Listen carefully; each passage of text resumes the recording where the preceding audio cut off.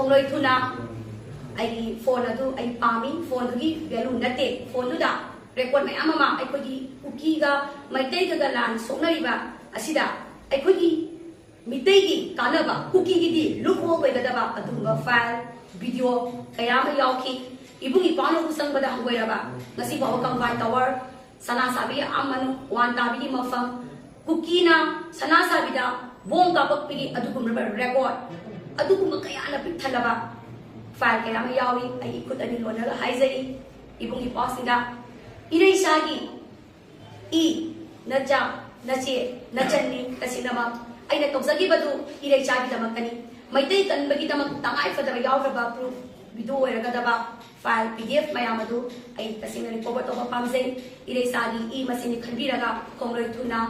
ai koi ai mon damak natraga su ima kaya ma lei ima da pau pidiba natraga XYZ kana ba bada sina virak tani hai bi ai ngasi pawa achet ba thajaba thamjari maramada da ire sa ko dimaku RK Center bina ko mo lai kai khon lo cheke tasina mangarang thoni da ba tu hai ba tare ba hai ba di aina dukan da live tharaga lei adu patakta sahi ama sujibi angang gi mama duka aduga sahi tarani thui kap tangai bi nupi macham ga ko se dukan sida leibani sida khangau pung nipan helapa adai da nipa ma khai dai helapa mata adai da moi tim mama sangi ai customer ni aina khale aina de ai se live thari la het ka baga changapaga la muthalo hairaga aina kai gi no hai to ga no mai sa tore no mai se rong chinga ka aina adu bi to ba no mai na muna pa matam da phone se la ki bane la ki matam se moi je papa ni ki moi nupa ahum nubi ani manungda gari driver do yawi fortunately quite fortunately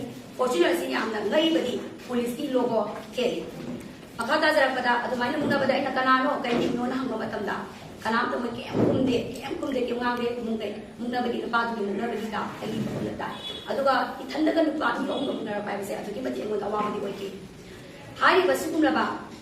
manipur si dan mo makang dana asung basi dum to tatana toi hai bisa ko lema khangare ngasi na RK Center ma bang da toy hai jeni ni badi irei sa mayam da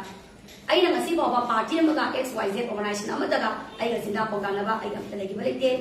aduga ani sura pada kari barang ki damakta rang du da mi le ta bagi asing matan ga adu yenga ga nomai nam ma ga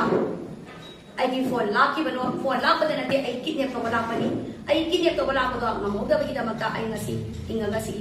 phamjari basini laksani bo afam di asi kum la ba ai ga organization amada ga su cinta ko ga ba khana ba su le ta na ngasi pho ba ai khena ba am ta le ta na miyang gi ilai sa gi damakta honara ga su ai angam le be da sa bane makhata ba da boy ai ngangi ai kolau ai voice ai ngangi any issue to lo ko di mage ai apel sa ba systematic pam zaru ba apun la punai ma pam zaru ba isinau gi marakta khanarak ba mundarak ba hatung narak ba ai koi marakta justice phangak ta ba praja gi thaja ba mangak pada pen da gi kolau gi ai ta senama lau saki masi ilaisa mayam ai la pen bi ba na thambi rang ga ta je aduna ai abai ba ai jani misidi khongloi thuna ai phone adu ai pami phone gi value nate phone du da record mai amama aikogi uki ga maitai ga lan sonariba asida aikogi mitai gi kanaba uki gi di look ho gdaba adunga file video kaya ma yawki ibungi pano kusangbada hanggoiraba ngasi bawa kangbai tower sana sabi amanu wan tabi mafam kuki na sana sabi da bong ka pakpi adugum record adugum kaya na pithalaba file kaya ma yawi ai ikut ani lona haizari ibungi pasinga irei sagi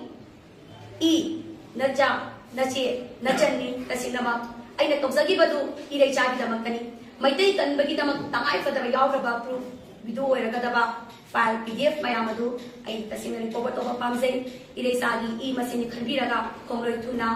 ai koi ai mon damak natraga su ima kaya ma lei ima da pau pidiba natraga XYZ kana ba bada sina virak tani hai bi ai ngasi pawa achet ba thajaba thamjari maramaduna media gi khudong sa ba lauraga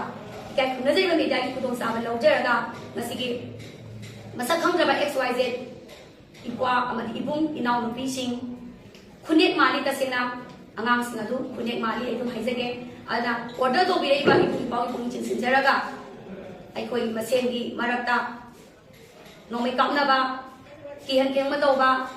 नोमैना अहिंदा नुपी अगाम खातना number खप kidnap तौबगी असिगुरबी culture से नाथयनिंबगी अपाम लेजै अइंगोदा थोइबा तौबुसना अरोइबा ओइरसनु हाइबा वाफम असि अइ थमजगे मयाम पुंग चिंसिंजरगा अदुगा कोई इलेजा इमा इबेन लो सात्र संस्थान ऑर्गेनाइजेशन वाइ खुदिमकना अचुमगी लंगला लंगजे बुथोकनबदा इमा सिंगी इबुंगी पागी अमत गायरबा वॉइस अदो पुनः लौमिनसी हाइबसी अइ मयाम मफमदा थमजगे